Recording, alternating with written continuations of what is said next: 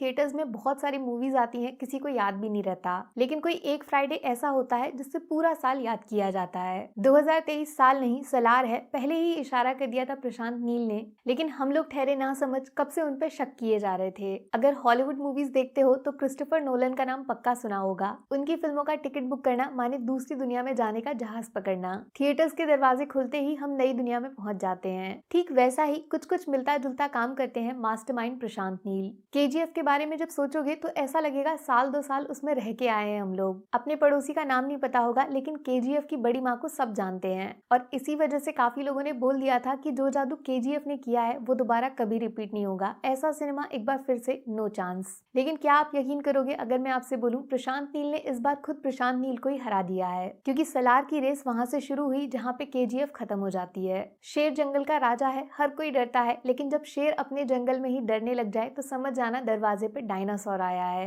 बाप रे, पूरे 3 घंटे क्या देखकर आई हूँ मैं, अपनी आंखों पे भरोसा नहीं होता है मुझे। तुम लोग एनिमल को वॉयलेंट बोल रहे थे, तो भैया सलार देखने के बाद शायद आप कुछ बोलने लायक ही नहीं बचोगे। इस लेवल का एक्शन सिनेमा मैंने तो आज तक नहीं देखा बॉस। ना तो बॉलीवुड में, ना तो साउथ में, और ना ही हॉलीवुड में। सब कुछ फेल हो गया सर। और सबसे बेस्ट चीज, इस मार धाड़ का एक मतलब है, एक रीजन है, एक डिटेलिंग वाली कहानी है इस फिल्म में, जिसके लिए ये एक्शन किया जा रहा है। महाभारत अपने इंडियन हिस्ट्री का सबसे इंपॉर्टेंट चैप्टर, उसको नए जमाने में कैसे सुनाया जाएगा, बस वही दिखाया है प्रशांत नील ने। दुर्योधन को चाहिए थी राजा की कुर्सी, लेकिन सामने वाले दुश्मन की ताकत बहुत ज्यादा थी, उनके साथ खुद भगवान थे। अब ऐसे में लड़ाई होती तो दुर्योधन बुरी तरह हार जाता, टुकड़े टुकड़े करके मारा जाता। लेकिन जब वाकई युद्ध हुआ तो लड़ाई जितना सोचा था उससे बहुत ज्यादा लंबी चल गई, क्योंकि दुर्योधन के साथ कोई और भी था। बोलो कौन? महावीर कर्ण, जो दोस्ती में ऐसे बंधे थे कि अपने दोस्त को पूरी दुनिया जिताने का वादा कर दिया, और ताकत ऐसी कि भगवान कृष्ण भी ताली बजाते बजाते थक जाएं। लेकिन नील साहब ने इस कहानी में एक छोटा सा ट्विस्ट डाल के पूरे महाभारत की शक्ल को ही बदल दिया, क्योंकि इस लड़ाई में कर्ण दुर्योधन के पीछे नहीं बल्कि आमने सामने खड़े हो गए हैं। जान देनी नहीं है, एक दूसरे की जान लेनी पड़ेगी। ये महाभारत पेन से नहीं तलवार से लिखी जाएगी, एकदम लाल। अब जितना झटका आपको ये एक लाइन सुन के लगा है, उसको प्रशांत नील ने खतरनाक स्टोरी टेलिंग के साथ प्रेजेंट किया है, जिसमें बहुत सारे ट्विस्ट एंड टर्न्स छुपे हुए हैं। केजीएफ और केजीएफ 2 में काफी लोग शिकायत करते हैं कि मास मास मास के अलावा कहानी तो कुछ स्पेशल नहीं है। उनकी सारी शिकायत सलार के बाद दूर हो जाएंगी। बॉस, जिस प्रभास के साथ आपको इश्क हुआ था ना पूरे 8 साल पीछे बाहुबली के टाइम, वो लिटरली अब वापस आ गया है। कम बैक नहीं, ये तो नेक्स्ट इनिंग्स की शुरुआत है, जो पता नहीं कितना लंबा चलेगी। क्या जबरदस्त ट्रांसफॉर्मेशन किया है प्रभास ने फ्रॉम आदि पुरुष टू सलार। ऐसा स्क्रीन प्रेजेंस जिसके सामने पूरा इंडियन सिनेमा बच्चे जैसा लगता है। सलार में एक सीक्वेंस है जिसमें काली माता का रेफरेंस दिया गया है, वहां तो प्रभास ने जो गॉडली अवतार लिया है, लिटरली थिएटर में हर किसी के रोंगटे खड़े हो गए थे और बैठने का नाम भी नहीं ले रहे थे। प्रभास इस फिल्म में टाइम बॉम्ब की तरह है, जब तक टाइमर चालू है सब कुछ नॉर्मल, लेकिन जैसे ही टाइमर खत्म इनका कैरेक्टर फटता है और सब कुछ फाड़ के रख देता है। लिटरली थिएटर नहीं, स्टेडियम में बैठ के फिल्म देखी है मैंने।